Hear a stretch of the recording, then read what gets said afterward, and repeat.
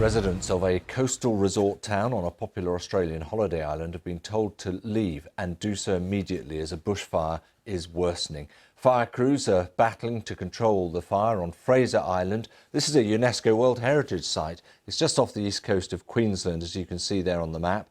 It was sparked by an illegal campfire, but that was back in mid-October. Our correspondent, Shaima Khalil, joins me now from Sydney. And Shaima, just from that point of view, that seems to be the problem, isn't it? I mean, it's been going for weeks, if not months now. It has been going for a while now, since mid-October, because of that illegal campfire.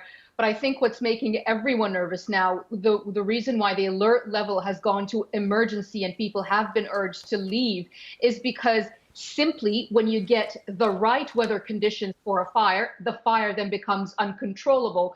And we've been getting really, really high temperatures, really, really dry land. And all it takes is a gust of wind and you get this fire just traveling at a speed that, frankly, firefighters have been struggling with. And this is why we're getting these fire warnings. This is why they've been trying for weeks now. We do know that some of the residents that have been warned to leave in Happy Valley Township, it's a small community of about 50 households. We know that at least 35 have decided to stay, to defend their homes. And that's to make sure people have prepared their homes for this and experienced firefighters. But we know that after weeks of trying to control that fire, the Queensland Fire and Emergency Services are throwing everything they have at it because of this rising temperatures and the gusts of wind. So 100 personnel are on the site. We know that 25 airdropping aircraft are being used. They're planning to drop 1 million liters of water to try to control that fire. But as firefighters have been telling us all through the bushfire last season,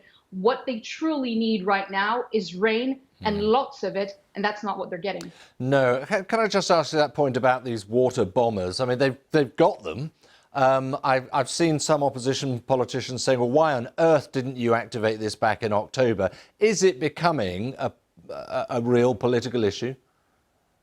Oh, it's always been a political issue. The fires, the climate change behind the fires, the science behind the fires, and the contingency plans and the procedures to contain the fires. You'll find like this is happening almost in parallel lines. People on the front line, firefighters trying to contain those fires the best way they can, they tell you. And politicians were saying, well, why didn't you start earlier? I guess an argument for that would be that, look, fires are always going to be a part of the Australian summer. We are going to get worse fires now because of climate change. That's been backed up by science. That's been backed up by scientists who are telling us that things are going to get worse and climate change is behind that.